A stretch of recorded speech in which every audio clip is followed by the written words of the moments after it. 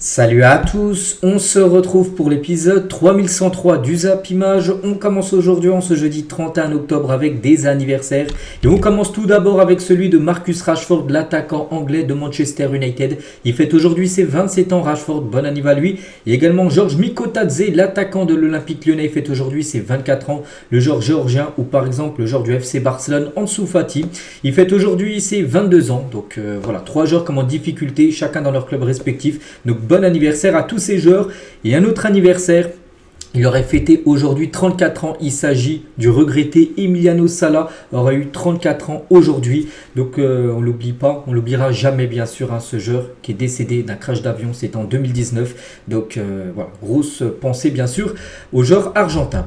On continue, on va parler maintenant de tout ce qui s'est passé lors de la journée d'hier et on commence tout d'abord en Angleterre. C'était pas de la première ligue, c'était de la EFL Cup, donc la coupe de la ligue anglaise, et on commence tout d'abord avec un gros match Tottenham contre Manchester City et Tottenham s'est imposé 2-1 grâce à Timo Werner et Pape Sarr contre un but de Nunes. Côté Citizen, donc ce qui veut dire que Tottenham se qualifie et Manchester City est éliminé de cette coupe de la Ligue anglaise. Donc voici les statistiques de la partie. À noter que ça a été surtout côté City une équipe vraiment très remaniée. Même côté aussi Tottenham comme Timo Werner qui joue très peu. Il a joué ce match parce que c'est de la coupe. Donc voilà, avec deux équipes quasiment avec pas mal de remplaçants, c'est Tottenham qui a été la meilleure équipe en s'imposant 2-1 et du coup les Spurs éliminent cette équipe de Manchester City. Et c'est vrai que City déçoit en EFL Cup. Après c'est pas une priorité pour le club. Parce que là, ils se font sortir en 8e de finale cette saison. La saison dernière, ils avaient été éliminés en 16e de finale, même le tour avant. Donc voilà, 2 années sans cette compétition pour eux. Donc ils ne feront pas le quadruplé. Ils peuvent faire au mieux le triplé avec, bien sûr, s'ils gagnent la Ligue des Champions, la Première Ligue et la FA Cup. C'est les 3 gros trophées, je pense, qu'ils vont viser, bien sûr. Mais il n'y aura pas de 4 gros trophées parce que le FL Cup ne sera pas remporté cette année par Manchester City. À noter aussi qu'ils ont perdu comme un très bon joueur, c'est Savinho qui est sorti sur blessure, sur civière, ça sent pas bon, on ne sait pas combien de temps il est indisponible, donc voilà, c'est vraiment une soirée totalement ratée pour City, élimination et aussi perte d'un joueur sur blessure. Il y avait des autres matchs, l'autre Manchester United jouait contre Leicester et Manchester United s'est imposé 5-2, donc avec là quand même le coach Van Nistelrooy qui a remplacé on va dire Eric Ten Hag. N'oubliez pas que Van Nistelrooy c'est le coach par intérim, donc là il a mis quand même la grosse équipe. Là il n'y a pas de rotation parce que là Manchester vise ce trophée de FL Cup pour essayer que ça soit une meilleure saison parce qu'ils sont quand même 14e de Première Ligue. Donc Casemiro double buteur, Garnacho buteur et Bruno Fernandes double buteur également. Donc voilà, 5-2 pour Manchester United, 25 tirs, 10 tirs cadrés et 5 buts marqués. Il y a eu pas mal de tirs cadrés, mais c'est Manchester United qui a été plus efficace. Et voilà, le premier match après Eric Ten Hag qui a été licencié, c'était lundi. Voilà, ça a été une belle victoire 5-2 contre Leicester, donc une première réussie on peut dire pour Ruud Van Nistelrooy en tant qu'entraîneur de l'équipe première, entraîneur par intérim. N'oubliez pas que cet ancien attaquant bien sûr néerlandais de Manchester United ou même par exemple d'Arsenal, bref il est là seulement peut-être pour peut-être 2 matchs et après ça sera certainement Ruben Amorim qui sera le coach de cette équipe des Red Devils. Et à noter que Casemiro a inscrit un doublé dont ce magnifique but, le premier but du match, une frappe, je sais pas il est à combien là, peut-être 30 mètres les gars, donc voilà il a réussi à mettre le ballon au fond des filets. Et c'est que les 2 derniers matchs de Casemiro avec Manchester United, contre West Ham il avait été buteur et contre Leicester, donc là c'est marqué un but, il a même marqué un doublé, donc voilà sur ces 2 derniers matchs il a marqué 3 buts, l'ancien joueur du Real Madrid. Il y avait également Arsenal qui jouait contre Preston, une équipe de division inférieure, et Arsenal s'est imposé 3-0 là aussi avec une équipe remaniée, parce que Gabriel Jesus qui joue quasiment jamais quand c'est les matchs de Première Ligue, il a commencé titulaire, il a été buteur, Nwaneri buteur également, et Kai Havertz également buteur en seconde période. Donc voilà, 3-0 pour Arsenal qui se qualifie très tranquillement à 20 tirs, 11 tirs cadrés et 3 buts marqués. Et à noter que Gabriel Jesus, je l'ai dit, il a été le premier buteur du match. Ça va lui faire du bien parce qu'il vient d'inscrire son premier but du côté d'Arsenal depuis le mois de janvier. On est quand même au mois de... Demain on est au mois de novembre. Ça faisait 10 mois qu'il n'avait pas marqué le moindre but du côté des Gunners. Ça va lui faire du bien.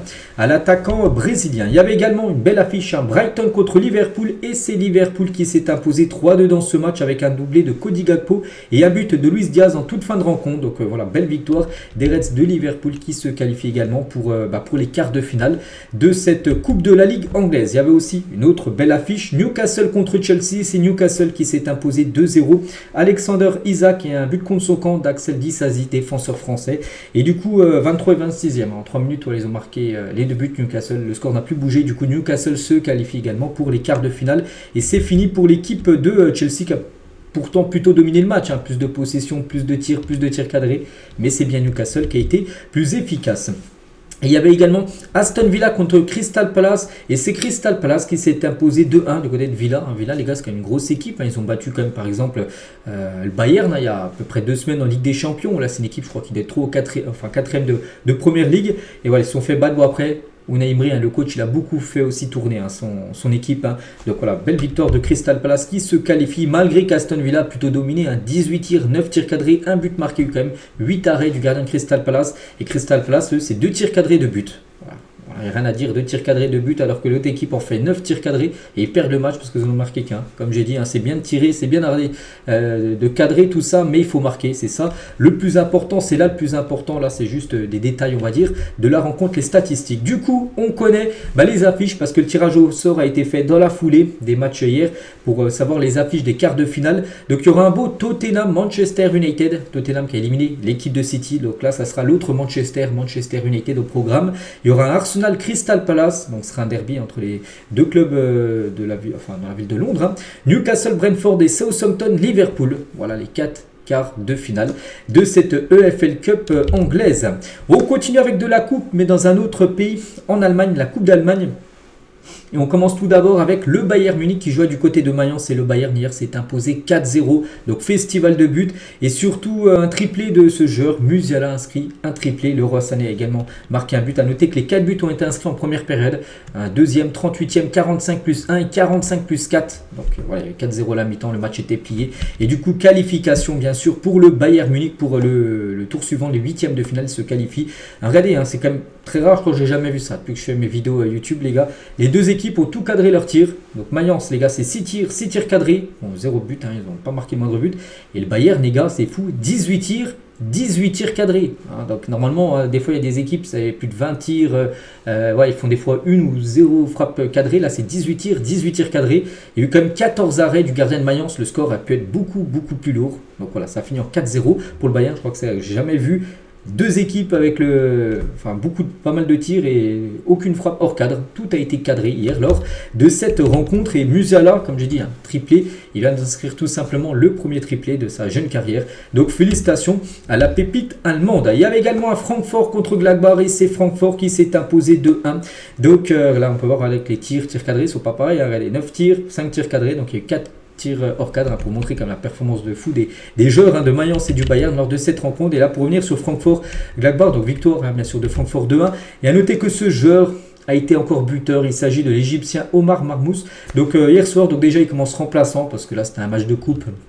Le coach a fait tourner, il le fait rentrer en jeu à la 63e et 7 minutes après, buteur, la 70e. Donc c'est statistique, toute compétition confondue cette saison, c'est 13 matchs disputés pour 11 buts et 7 passes D.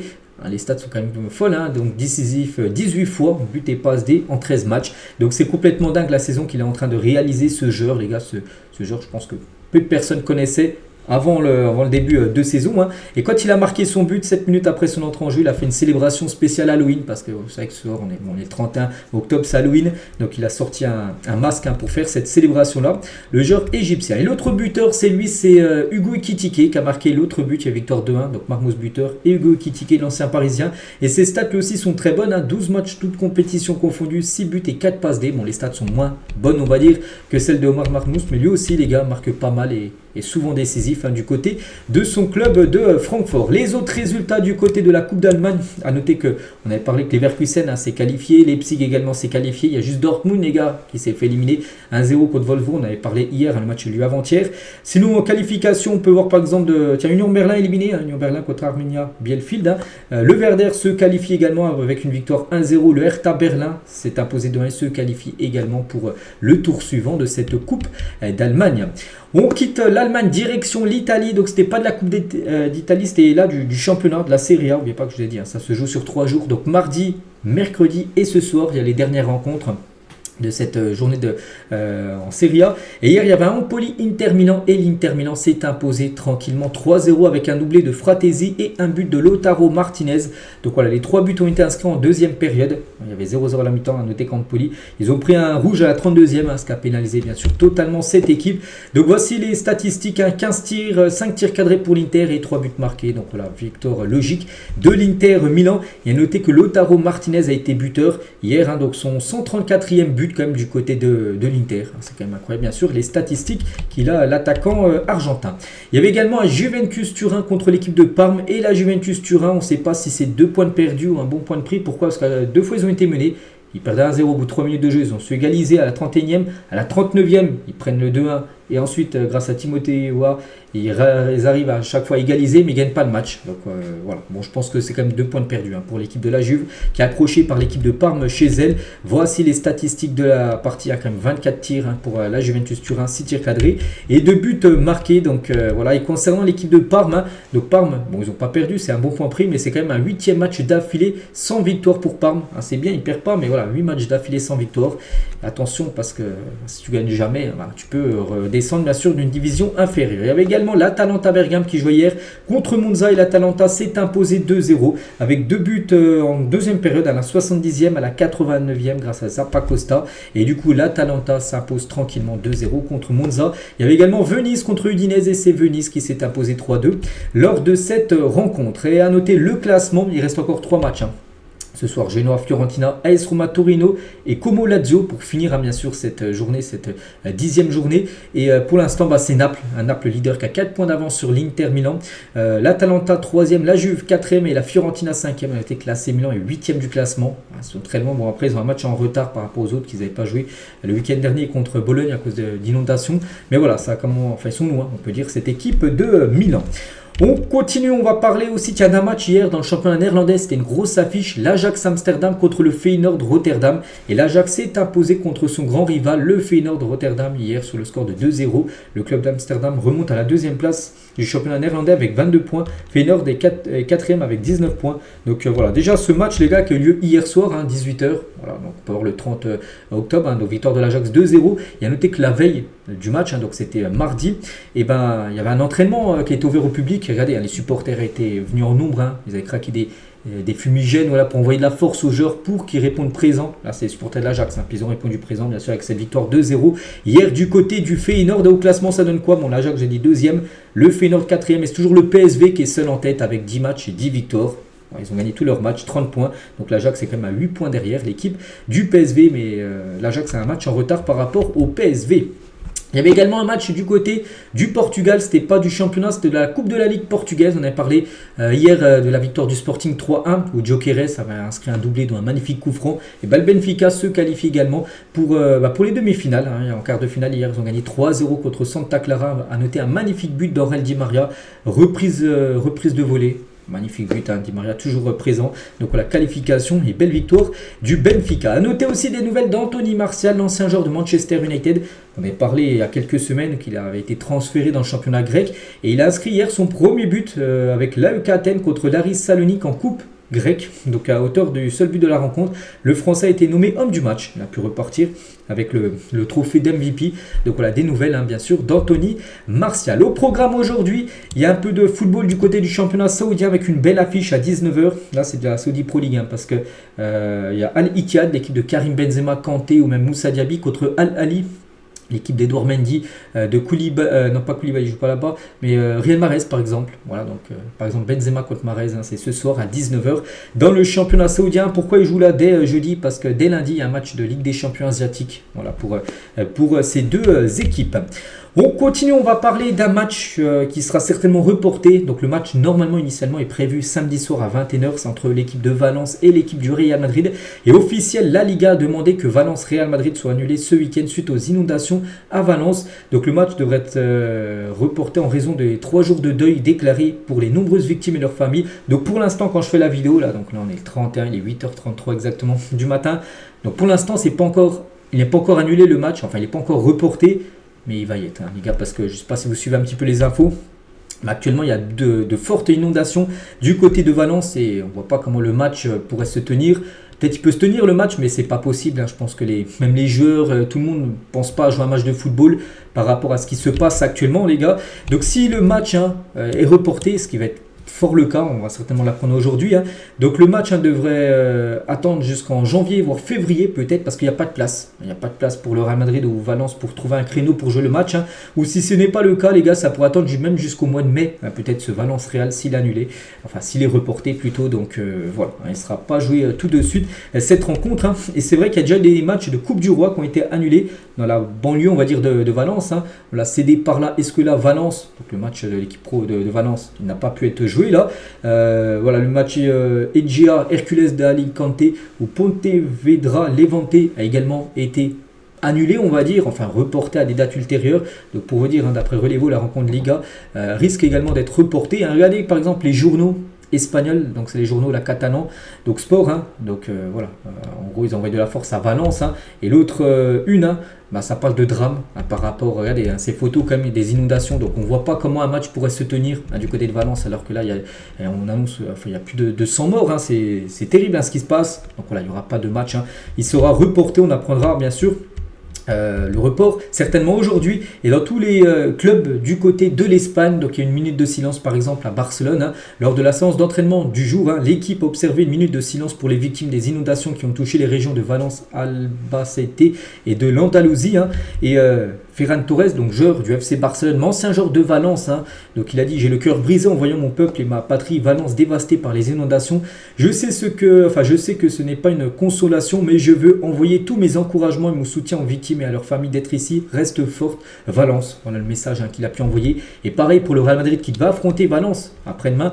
Donc là aussi il y a une minute de silence, de recueillement avant l'entraînement du jour, hein. Regardez, l'une les gars, il a mis un petit message, la minute de silence en priant bien sûr pour la ville de Valence. Donc voilà, le match le Real Madrid ne jouera certainement pas ce week-end, hein. Donc voilà, le prochain match pour eux ce sera un match de Ligue des Champions. Ils joueront je crois mardi contre l'AC Milan en Champions League, l'équipe du Real. Donc ils auront laissé 10 jours de repos depuis la claque qu'ils ont pris, hein, la semaine dernière contre le FC Barcelone.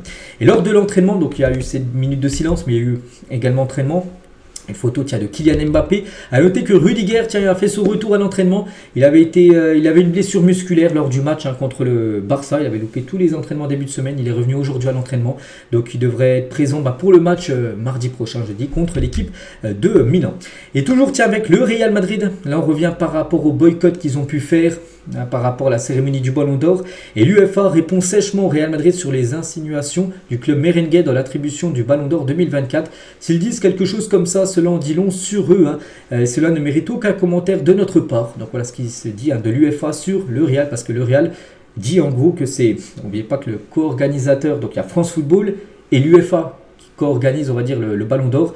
Et en gros ils disent que, le Real, ils pensent que c'est l'UEFA en gros qui a fait déjouer le Ballon d'Or en gros de Vini Junior. Et en gros ils disent, hein, s'ils disent des choses comme ça, cela en dit long sur eux, hein. On ne fera aucun commentaire sur eux. Donc voilà le froid qu'il y a entre le Real Madrid et l'UEFA. N'oubliez pas que le Real, surtout Pérez, qu'on peut voir là sur l'image, aimerait créer une Super League, hein, donc un truc rival, on peut dire, de la Ligue des Champions organisée par l'UEFA. Et toujours par rapport à ce Ballon d'Or, parce que même si le Ballon d'Or a été attribué lundi, hein, ça fait toujours parler bien sûr, et la chanteuse Olivia Rodrigo, donc Rodri, il y a son nom, hein, donc a été inondée de commentaires Instagram lui reprochant d'avoir volé le Ballon d'Or à Vini Junior. Voilà, tu as volé Vini, tu mérites pas ce Ballon d'Or, alors qu'elle est seulement, je sais pas qui c'est une chanteuse, elle n'a rien à voir avec le Ballon d'Or, je sais même pas si elle sait, si elle suit le football, mais elle a reçu plein de messages comme ça de fans de Vini, en gros peut-être qu'ils suivent pas du tout le football, hein, parce qu'en gros Rodri, n'oubliez pas, il n'a pas de réseaux sociaux, ni de Twitter ni d'Instagram, je l'ai dit hier. Donc du coup, ils ont essayé de chercher un Rodri. Puis hier, j'ai dit que c'était Rodrigo de Paul, le joueur de l'Atlético, qui a reçu aussi beaucoup de messages. En gros, pourquoi tu as volé le ballon d'or de Vini? Et ben, elle, c'est la même chose. Elle a reçu énormément de messages sur ses réseaux sociaux. Et Rodri, le Ballon d'Or, hein, donne ses impressions sur son Ballon d'Or reçu. C'est un souvenir que je garderai toute ma vie. Cette soirée restera gravée dans ma mémoire. C'est l'aboutissement de nombreuses années de travail et de l'amour que j'ai toujours eu et que j'ai toujours pour le football. Donc voilà, bien sûr, pour lui, c'est un rêve d'enfant, hein, bien sûr, de remporter le Ballon d'Or. Et par rapport au prochain Ballon d'Or, parce qu'il y a déjà les bookmakers anglais qui commencent déjà à sortir les pourcentages du Ballon d'Or 2025 dans un an. Et pour eux, regardez, qui serait en tête actuellement, ce serait Vini Junior avec 17% de chance de remporter le prochain Ballon d'Or. Bon après, voilà, on ne voit pas comment... bon, là c'est actuellement, bien sûr, en ce 31 octobre, ça va beaucoup bouger parce que tout dépend de ce qui va se passer, bien sûr, cette saison. Pour voir qu'Mbappé, il a 15%. Je ne vois pas pourquoi Mbappé aurait 15%. Pourquoi Mbappé serait devant, par exemple, un joueur comme Lewandowski.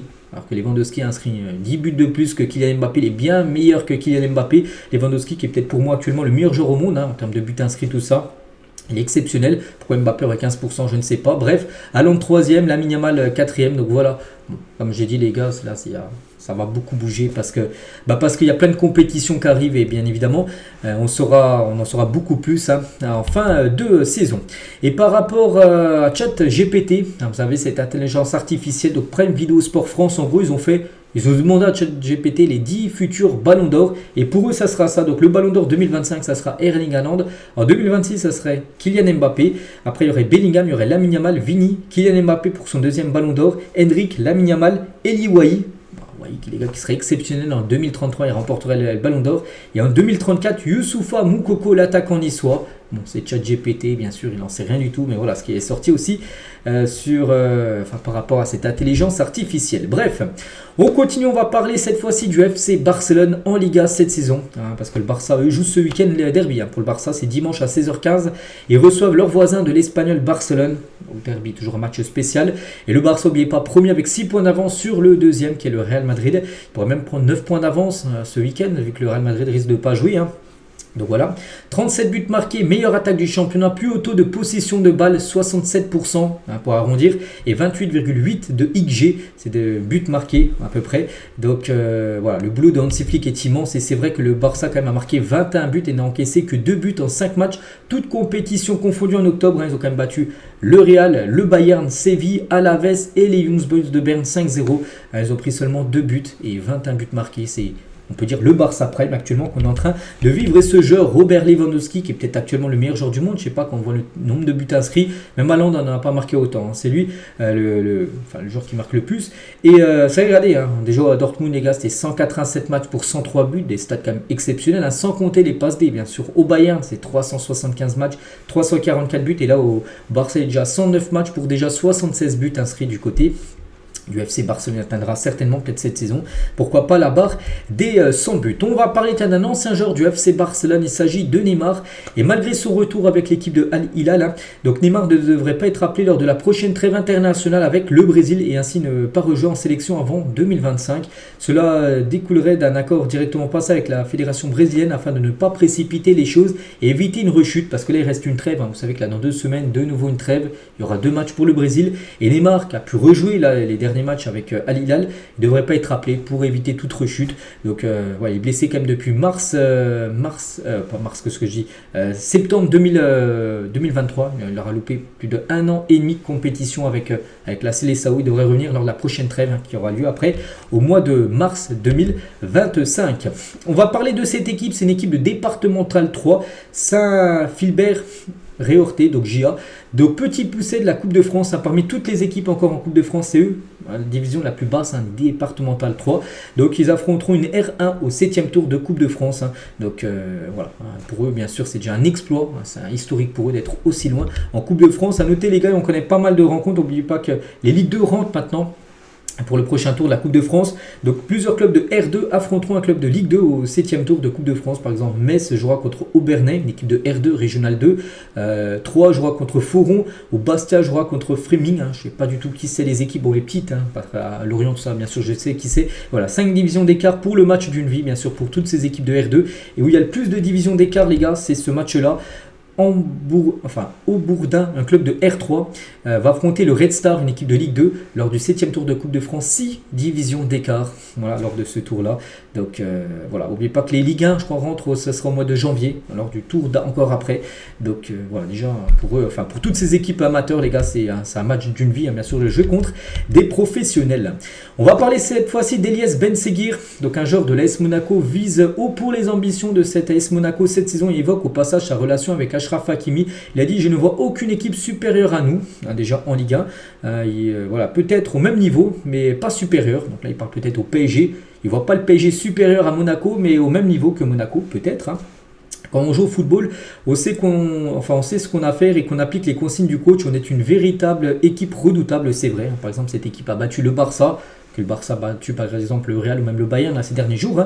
Si on parle de la course au titre avec Hakimi en sélection, ils pensent qu'ils vont nous battre facilement, le PSG. On verra, Achraf, c'est un beau gars, une sorte de grand frère pour moi, c'est une source de motivation, un exemple. Donc voilà ce qu'il peut dire Ben Seguir. Est-ce que vous partagez la première partie? Peut-être, oui, que Monaco, pour moi, je pense, est au même niveau que le PSG. Oui, je ne vois pas le PSG au-dessus actuellement de Monaco. Monaco, ça joue très très bien. Ça va être une belle affiche, bien sûr, le Monaco PSG qui va être prévu là dans quelques semaines. Et Ben Seguir et Magnès Aklouche sur une convocation en équipe de France pour le deuxième cité. Donc il a dit, donc Ben Seguir, si je le prendrais dans la liste, si j'étais Deschamps, je le prendrais tous les jours.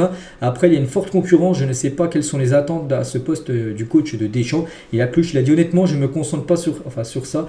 J'ai vu le présent, on s'est qualifié pour l'Euro 2025 avec l'équipe de France Espoir. Avec les Espoirs, on a ramené une médaille cet été. Je suis focus sur mes performances. Les choses viendront comme elles doivent venir. Voilà, ces deux jeunes joueurs, bien sûr, Ben Seguir et Aklouche. Et Aklouche tient sur le joueur qui l'a le plus impressionné du côté de Monaco. Il dit, c'était avec Kovac, il y avait Fabregas, maintenant coach, on sait de Como, mais avant il avait joué à Monaco. Il a dit, il jouait en marchant, il voyait tout et en deux touches, il la mettait où il voulait, le ballon. C'est bien sûr la qualité de passe, de jeu du légendaire, bien sûr, Fabregas. Tout autre chose, les gars, on va parler de Brentford qui fixe le prix de Bryan Mbeumo à 60 millions d'euros en cas de départ. Ce joueur devrait quitter l'équipe de Brentford certainement lors de l'été 2025. Genre sous-côté, c'est le premier joueur de l'histoire de Brentford à atteindre la barre des 50 buts et passes D. Confondu on peut dire. Donc voilà, c'est un joueur tellement sous-côté, comme j'ai dit, du côté de la première ligue. Voilà, ils ont visé, ils veulent le vendre au moins 60 millions d'euros, voire encore plus cher. Georges Mikotadze, qui fête aujourd'hui son anniversaire, est très incertain pour le choc face au LOSC. Ce week-end, donc l'international georgien est malade parce que ce week-end, gros match, Lille contre l'équipe de Lyon. Et voilà, Mikotadze pour être forfait pour la rencontre. N'oubliez pas que Mikotadze a inscrit le doublé le week-end dernier contre l'AGOCR lors du match nul de partout. Ce sunset exceptionnel au campus PSG, en gros, c'est les photos du dernier entraînement. Et vu que là, vous savez, on a changé d'heure, on a perdu 1 heure de soleil. Donc, en gros, l'entraînement du PSG, c'est entre mi-jour, minuit. Et du coup, ça fait de sublimes photos. Voilà, lors du dernier entraînement, bien sûr, du Paris Saint-Germain.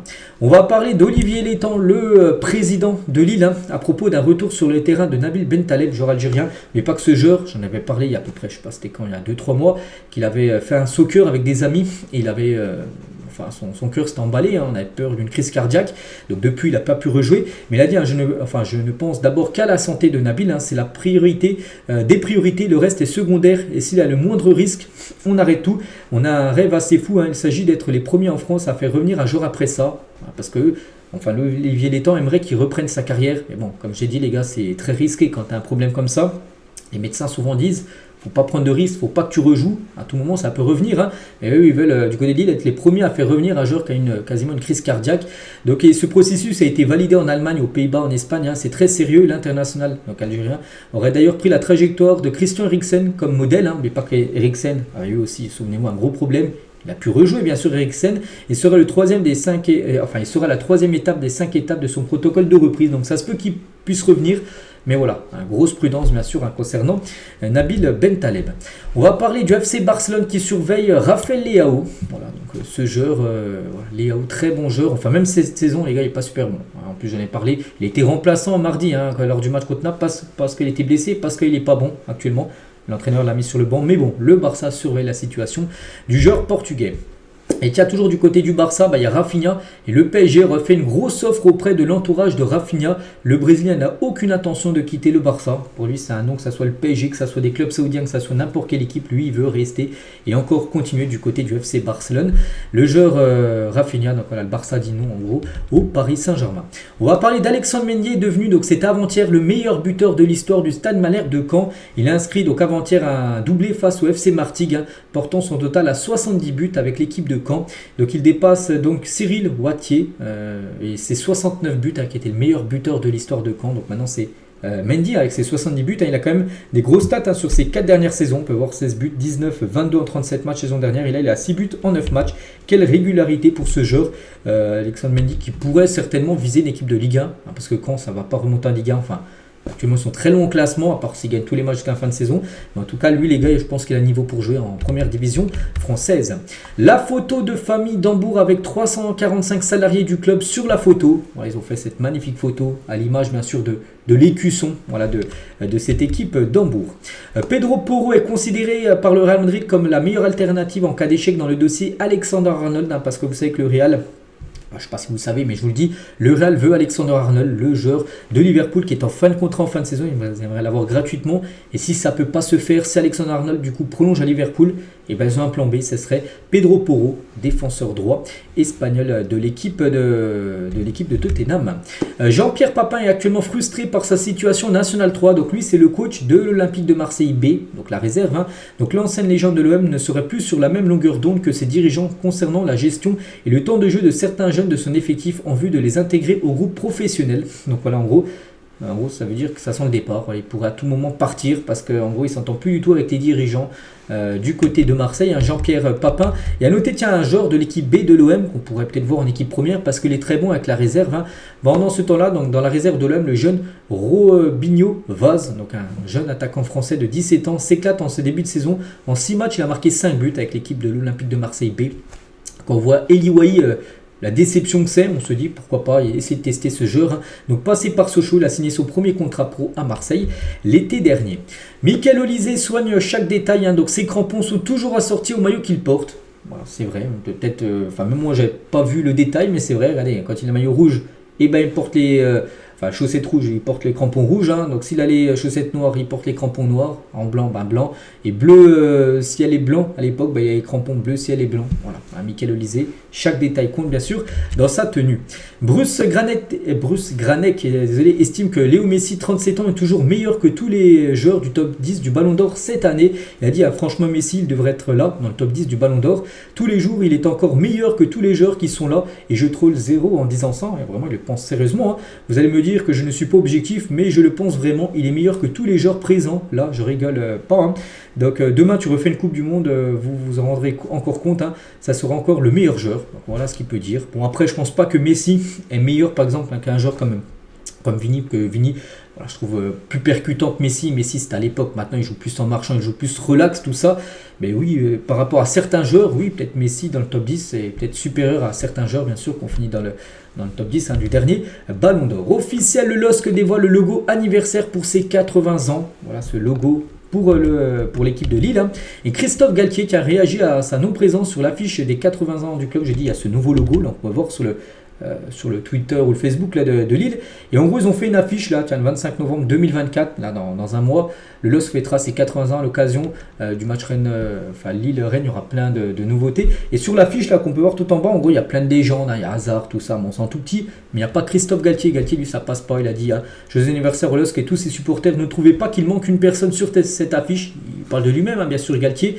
Ce n'est pas comme si cette personne n'avait pas joué 3 saisons, parce qu'il a joué au LOSC en tant que joueur professionnel 3 ans, et entraîné l'équipe durant 4 saisons, avec ses résultats, donc 2e, 4e et 1er, où il a gagné bien sûr la Liga en 2021. Donc c'est bien passé quelque chose en 2021 où il a été le coach de Lille, où il a gagné bien sûr cette Ligue 1. Il n'est pas sur l'affiche et il a dit qu'il ne comprend pas en gros qu'il n'est pas par rapport aux légendes hein, bien sûr de ce club. Et c'est vrai qu'on peut comprendre hein, qu'il peut avoir des regrets de ne pas figurer sur cette affiche. Toujours du côté de Lille, on va parler d'Ayoub Boadi, donc ce tout jeune joueur de 17 ans qu'on avait pu voir lors des matchs par exemple, grosse révélation lors du match contre le Real Madrid, vous avez gagné 1-0 Lille, il avait été exceptionnel. Et bien il aurait choisi le Maroc, d'après certaines infos. Attention, hein, donc le jeune Lillois refuserait l'équipe de France. Bon, c'est 11 Lyon NL, hein, la source. Hein. Attention parce que d'après d'autres journalistes, hein, pour l'instant, il n'a rien pris comme décision. Il n'y a aucune avancée quant au choix de la sélection d'Ayoub Boadi. La décision du joueur franco-marocain n'est pas du tout actée. Il ne sait pas. Hein, parce qu'il a dit oui, il avait choisi le Maroc. Non. Pour l'instant, il hésite encore. Pour l'instant, il est avec les équipes de France U20. La dernière fois, il avait été appelé avec l'équipe C, on va dire l'équipe de France. Il n'a ni choisi l'équipe de France pour vraiment faire sa carrière, ni le Maroc. Pour l'instant, il ne sait pas encore ce qu'il va prendre comme sélection et nationalité sportive. Pour convaincre Frankie de Jong de signer en 2022, Manchester United avait montré une vidéo à destination du joueur avec plusieurs légendes du club. Hein. Cependant, de Jong ne l'a jamais regardé cette vidéo. Parce qu'il le voulait absolument. Manchester United, c'était surtout Erik Ten Hag, l'ancien coach, qui le voulait absolument. Et du coup, ils avaient fait une petite vidéo avec plein de légendes qui lui disaient de venir. Il n'a jamais regardé la vidéo. Frankie de Jong. Officiel, le derby corse reprendra le 3 décembre prochain. Mais pas que ce match a eu lieu, c'était samedi dernier et le match n'a pas pu se finir. C'était entre Ajaccio et Bastia. Donc le derby corse, très chaud. Et du coup, match arrêté. Match reprendra le 3 décembre. Donc le match a été arrêté suite à des heurts en tribune entre supporters bastiais et Ajacciens. Nuri Sahin, donc c'est le coach de Dortmund. C'est que lui, attention, sur la sellette totale, il connaît des débuts très contrastés sur le banc de Dortmund cette saison. Seulement 7ème de Bundesliga après 8 matchs, 4 victoires, 1 nul et 3 défaites avec 15 buts inscrits, mais surtout 14 buts encaissés. Donc voilà, pas fou. 11ème de Ligue des Champions avec 2 victoires en 3 matchs, mais une défaite marquante contre le Real Madrid 5-2 avec un choix très discutable en début de deuxième mi-temps. Il avait fait des changements. Éliminé dès le deuxième tour de la Coupe d'Allemagne avant-hier 1-0 contre Wolfsburg. Vous le voyez redresser la barre ces prochaines semaines. Je ne sais pas, j'espère pour lui, parce que sinon, les gars, sinon il va se faire licencier. Un nouveau coach va débarquer du côté du Borussia Dortmund.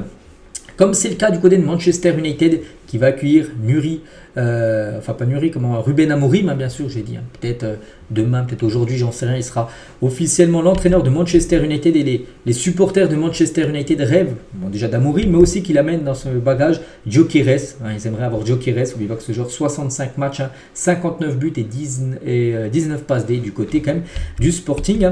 Et pour revenir sur Amorim, donc le Sporting réclame 5 millions d'euros à Manchester United pour libérer le staff de Ruben Amorim, parce que déjà c'est 10 millions d'euros que Manchester va payer la clause libératoire de Ruben Amorim. Mais s'ils veulent le staff en plus d'Amorim, Manchester United devront débourser 5 millions d'euros de plus à l'équipe du Sporting. Donc en tout, ça fera 15 millions. Voilà le coach plus son staff pour débarquer du côté du banc de Manchester United. Tiens, un changement de coach également, c'est Laurent Batles, et le nouvel entraîneur de Clermont, une équipe de Ligue 2.